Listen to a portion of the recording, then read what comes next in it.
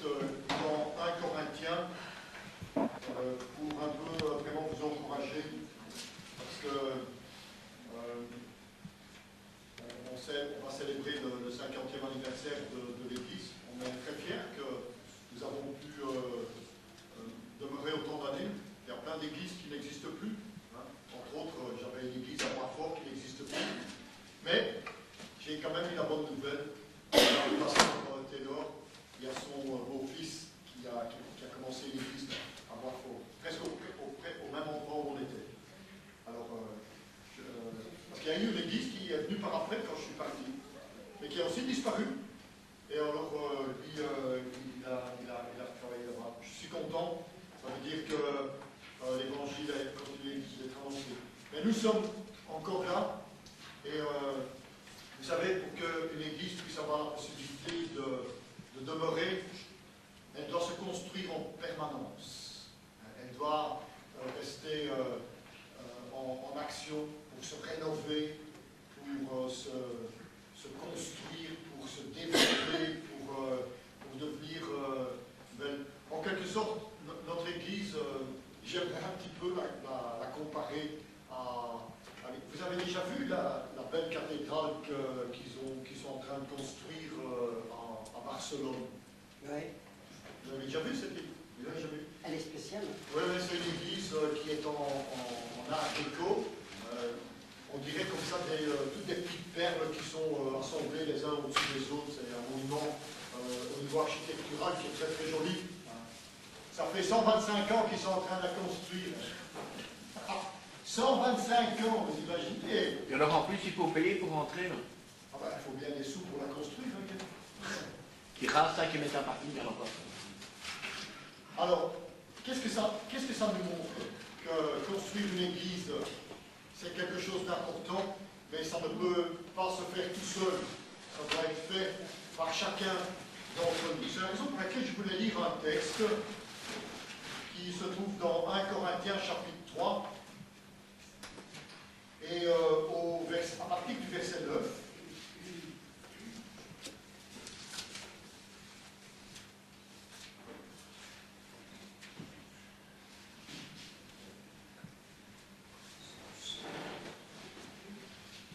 Regardez ce qu'il nous dit.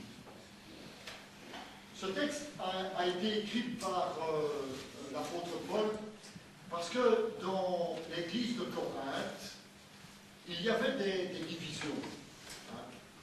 Et ça se produit dans toutes les églises. Hein. On a eu ça dans notre église aussi déjà en France. Il suffit qu'on laisse prêcher 3-4 personnes et du coup ils se croient qu'ils sont les chefs. Hein. Je ne sais pas pourquoi, mais s'ils veulent ma place, je leur donne volontiers. Et alors, il y avait des divisions, et c'est probablement à cause du style de la prédication, hein, et la manière comment les textes bibliques sont abordés, qui fait qu'il y a des gens qui préfèrent un certain style qu'un autre. Et c'est ce qui s'est passé dans l'église de Corinthe. Il y avait Apollos, il y avait Paul, il y avait d'autres. Et les gens s'associaient à un certain groupe. Hein. Tous ceux qui sont pour Paul, tous ceux qui sont pour Apollos, ou tous ceux qui sont pour Pierre, ou tous ceux qui sont pour Jésus-Christ, et tout ça. Et c'est humain, mais ce n'est pas divin. Alors l'apôtre Paul a entamé une discussion avec les gens et leur a laissé une réflexion. Regardez avec moi à partir du verset 9. Et il dit, « Car nous sommes ouvriers avec Dieu. Vous êtes le champ de Dieu, l'édifice de Dieu. Selon la grâce de Dieu qui m'a été donnée, j'ai posé le fondement comme un sage architecte et un autre a bâti dessus. Mais que chacun prenne garde à la manière dont il bâtit dessus. Car personne ne peut poser un autre fondement que celui qui a été posé, savoir Jésus-Christ. si quelqu'un bâtit sur ce fondement, avec de l'or, de l'argent, des pierres précieuses, du bois, du foin, du chaume, l'œuvre de chacun sera manifestée. Car le jour la fera connaître parce qu'elle se révélera dans le feu, et le feu éprouvera ce qu'est l'œuvre de chacun. Si l'œuvre bâtie par quelqu'un sur le fondement subsiste, il recevra une récompense.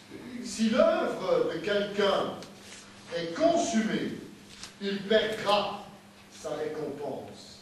Pour lui, il sera sauvé, mais comme au travers du feu. Ne savez-vous pas que vous êtes le temple de Dieu et que l'Esprit de Dieu habite en vous? Si quelqu'un détruit le temple de Dieu, Dieu le détruira, car le temple de Dieu est saint, et c'est ce que vous êtes, c'est-à-dire vous êtes mis à part.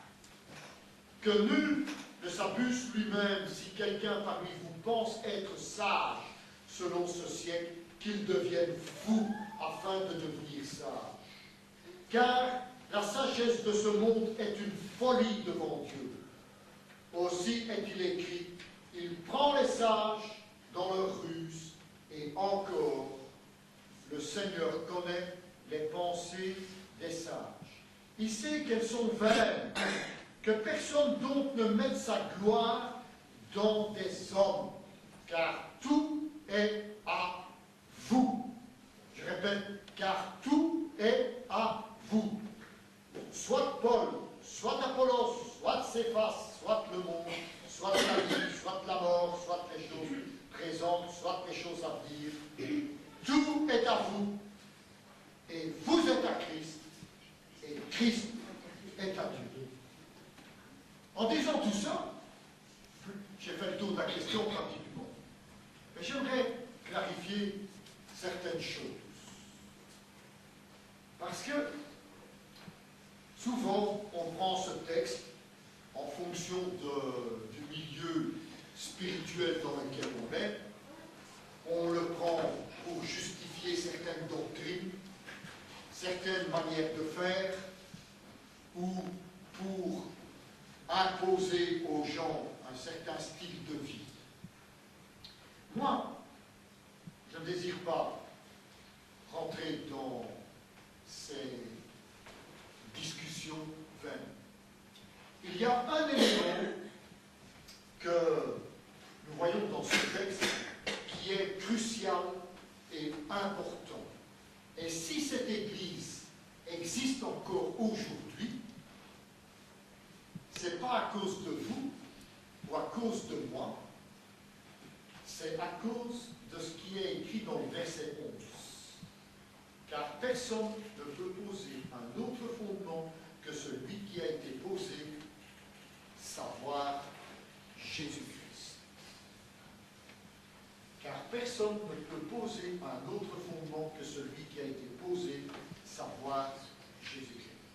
Cette Église a été fondée, construite, développée sur Jésus-Christ. C'est la raison pour laquelle j'aime dire que dans cette Église, il n'y a pas de chef, que le seul chef qu'il y a, c'est Jésus-Christ. Et moi, comme vous, nous sommes des ministres de Christ au service du monde qui a besoin de nos services. Et c'est la raison pour laquelle le texte dit ceci dans le verset 21, que personne donc ne mette sa gloire dans des hommes. Ne mettez pas votre gloire en moi.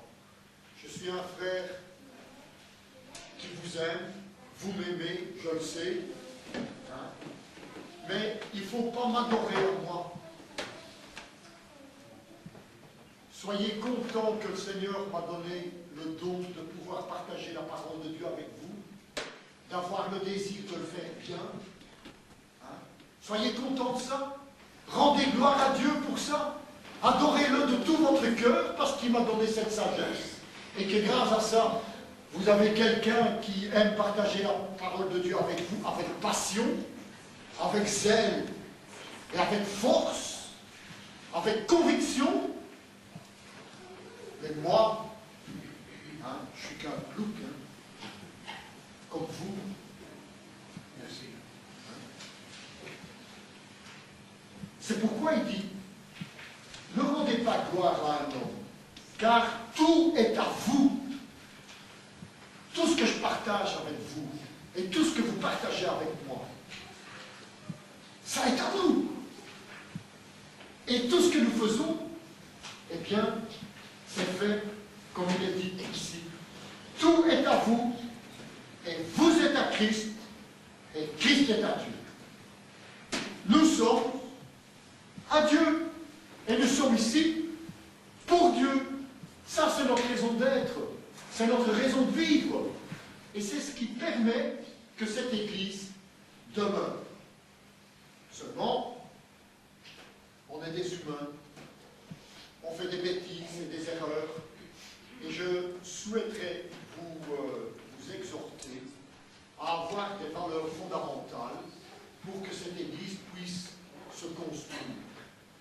Il faut que vous preniez conscience dans votre cœur et dans votre âme que vous êtes un membre intégrant dans cette Église. Vous avez votre place. Quand vous n'êtes pas là, je le dis bien, quand vous n'êtes pas là, c'est comme s'il y avait un bâtiment avec un gros trou dedans. Vous devez être là. Vous devez être là parce que vous devez être là pour construire ce bâtiment. Pour que l'on puisse l'élever par votre service que vous rendez, par l'œuvre que vous accomplissez, par le développement spirituel que vous manifestez. Cette Église, c'est chacun d'entre nous. Ce n'est pas le bâtiment. Le bâtiment est simplement l'aspect visible de ce qui est à l'intérieur. Mais si toute notre Église va au parc, au complexe sportif, l'Église des Verts, elle est là-bas, elle n'est plus ici. Vous comprenez? Je dis ça parce que c'est important que vous preniez conscience que vous êtes précieux, que chacun d'entre vous est important. Vous n'êtes pas plus important, je ne suis pas plus important que vous parce que je suis derrière le pupitre.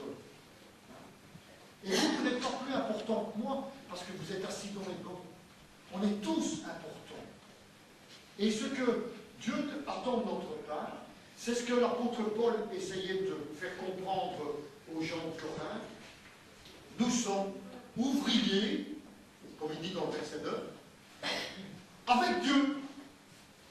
Nous sommes ouvriers avec Dieu.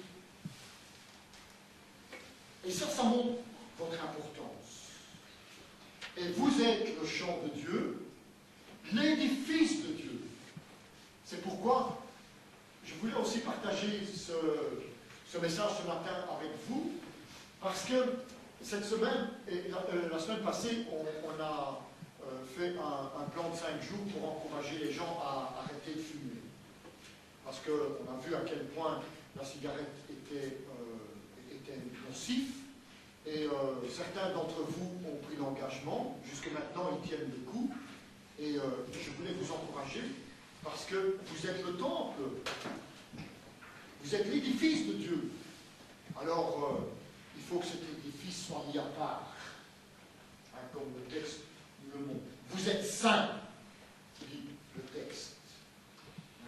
Vous êtes saints, mis à part. Et je voulais vous encourager, avec la foi que vous avez en Jésus-Christ, vous allez réussir. Mais pas rien que ça. Vous avez pris l'engagement d'arrêter de fumer. Eh bien, c'est bien. C'est très bien. Parce que vous avez construit une pièce en plus dans votre vie. Mais d'autres ont fait d'autres choses. Vous avez arrêté de fumer, mais d'autres ont arrêté de, je ne sais pas, d'être malhonnête, ou bien d'être plus engagé pour le Seigneur, d'apprendre à aimer son prochain, de s'être engagé à être des hommes de paix. Hein? Vous avez fait quelque chose. Tous les jours, vous prenez des engagements pour Dieu. Tous les jours, vous vous développez pour plaire au Seigneur. Vous êtes là pour construire l'édifice avec sagesse, comme il le dit dans le verset 14. Si l'œuvre bâtie par quelqu'un sur le fondement subsiste, il recevra une récompense. Et c'est quoi la récompense? C'est la réussite d'avoir accompli quelque chose pour Dieu. Vous avez arrêté de fumer, c'est pas, oui c'est bien pour vous-même, mais qui en reçoit la gloire dans toute cette œuvre? C'est Dieu, c'est pas vous. Et c'est ça qui est bien. Et pour tous ceux qui prennent des engagements tous les jours pour le Seigneur, hein, eh bien, c'est pour Dieu. La récompense, c'est qu'ils peuvent un jour le déposer aux pieds du Christ. Et Christ on sera glorifié.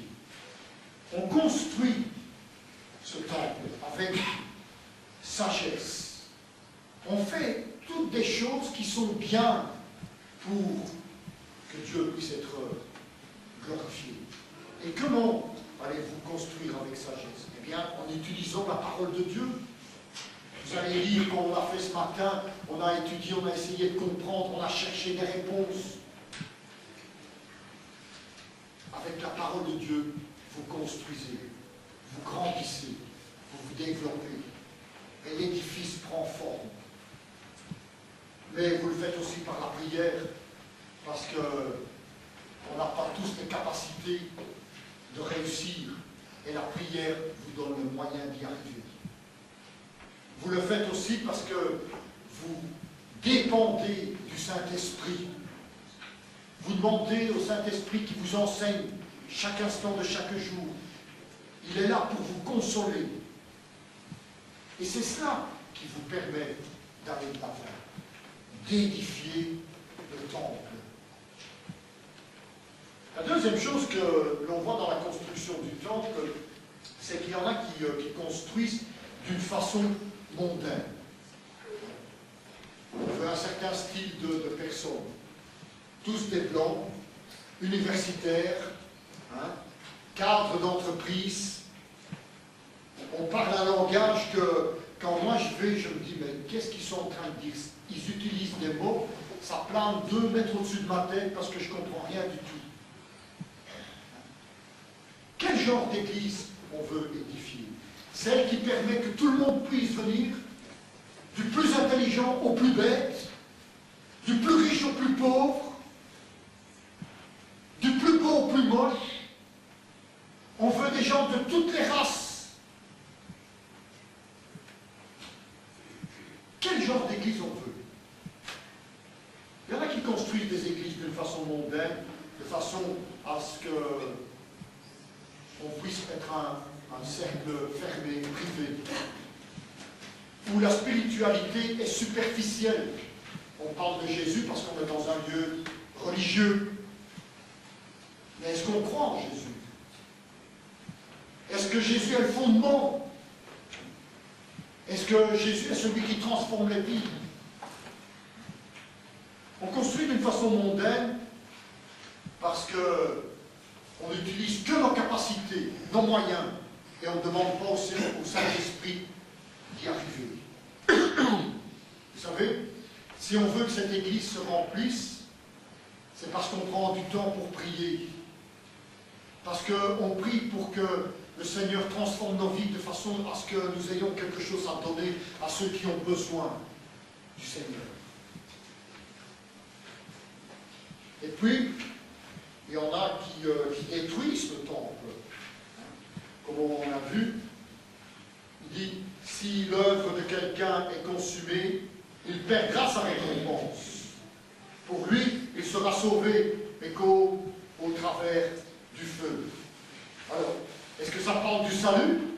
Du salut personnel? Hein? Quand vous vous êtes converti, pourquoi vous vous êtes converti? Pour rendre gloire à Dieu ou pour recevoir quelque chose de Dieu? Est-ce que vous vous êtes converti parce que vous étiez perdu? Ou parce que Dieu devait vous donner toute une série de choses? Le salut, on l'a en Christ. Et en dehors de Christ, point de salut. Et ici, le texte nous montre, on est sauvé. Vous voyez, on a construit quelque chose. Hein? On a construit quelque chose. Mais si vous ne l'avez pas construit avec Jésus-Christ, tôt ou tard, ça va disparaître. Hein? Alors oui, vous avez accepté Jésus-Christ, mais il ne restera rien de ce que vous avez construit.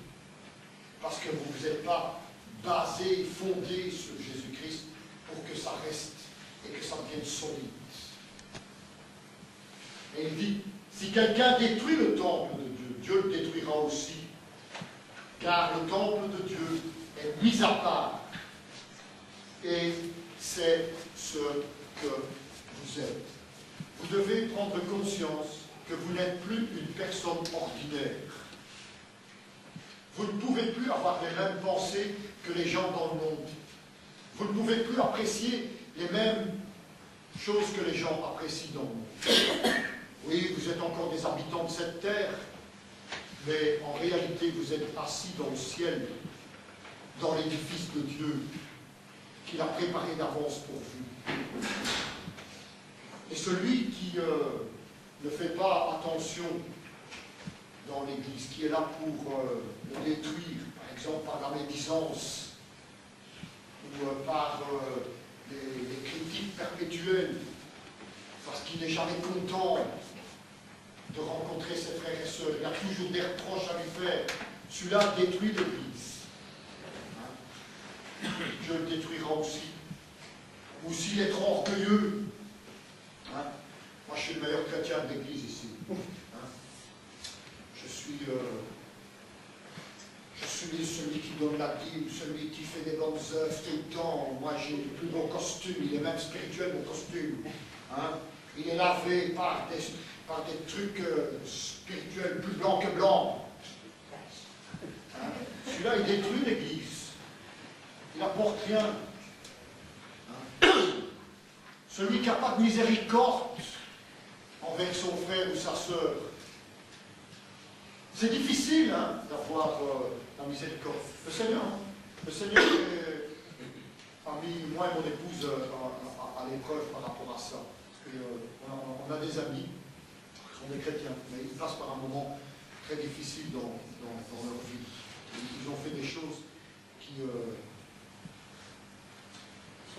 sont pas bien. Mais ils ont quand même du mérite. Moi, je suis fier d'eux parce que je suis triste et fier en même temps. Je suis fier parce que, bon, c'est vrai, ils ont fait les cons. Ils ont fait quelque chose qui n'est vraiment pas bien. Hein. Et mon épouse et moi, on avait tous les passages dans la Bible pour les critiquer, les mépriser. Mais le Seigneur nous a mis à cœur de les aider, de les soutenir. Et on essaye de les soutenir. C'est difficile. Parce que maintenant qu'ils ont fait la bêtise, ils doivent tout reconstruire. Et tout reconstruire, c'est pas facile. Et alors, de temps en temps, ils ont des comportements qui ne sont pas... Mais ils ont du mérite, parce qu'ils continuent à venir à l'Église. Ils continuent à rester en contact avec des frères et sœurs. Hein, mon épouse parle régulièrement avec notre ami, là. Et moi, je parle avec mon ami, là.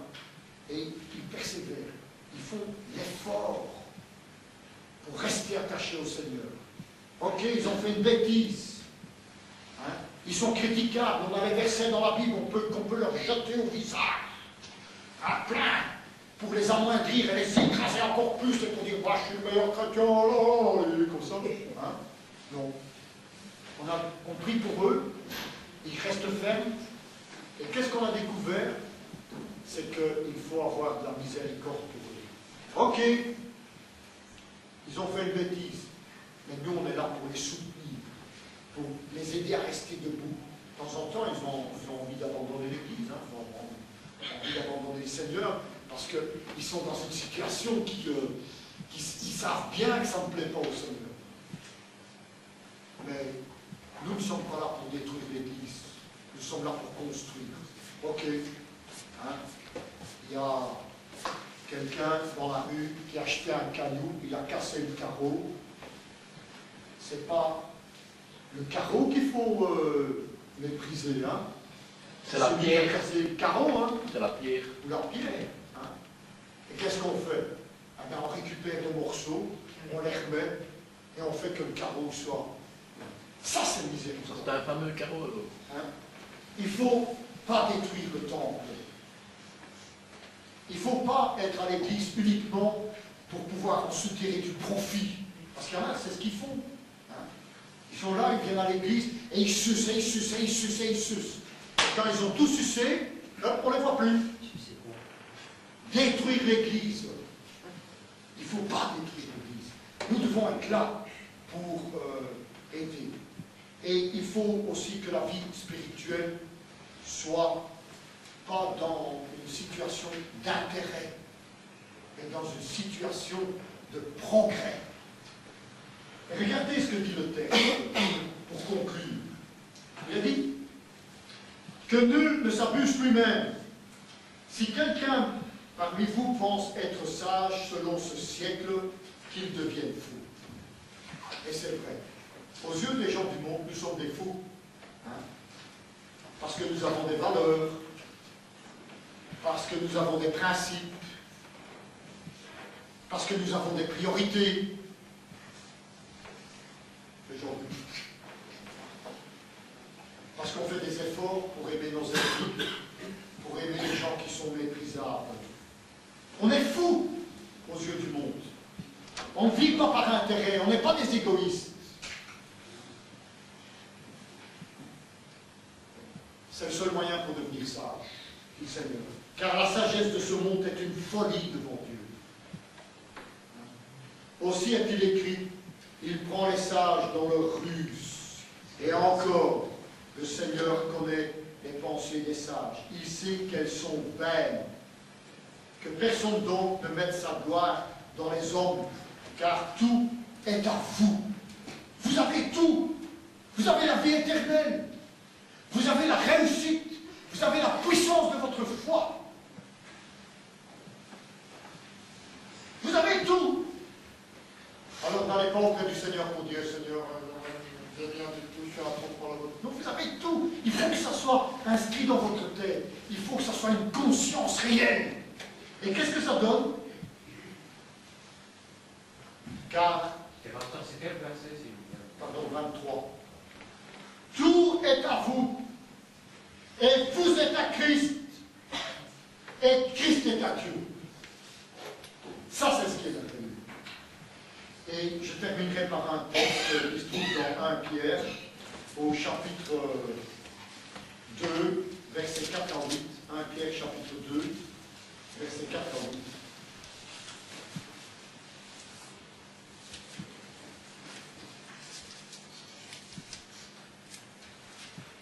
Vous savez, l'édification de l'Église ne peut se faire que si nous avons du respect les uns pour les autres et de l'amour les uns pour les autres.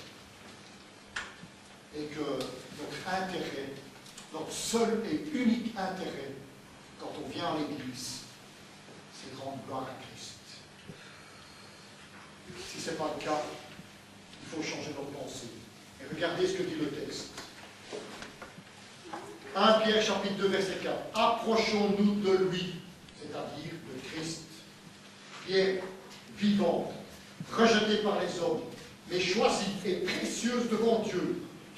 Et vous, comme des pierres vivantes, édifiez-vous pour former une maison spirituelle, un saint sacerdoce, afin d'offrir des victimes spirituelles agréables à Dieu par Jésus-Christ. Car il est dit dans l'Écriture, voici, je mets en Sion une pierre angulaire, choisie, précieuse, et celui qui croit en elle ne sera pas confus. L'honneur est donc pour vous qui croyez. L'honneur est donc pour vous qui croyez.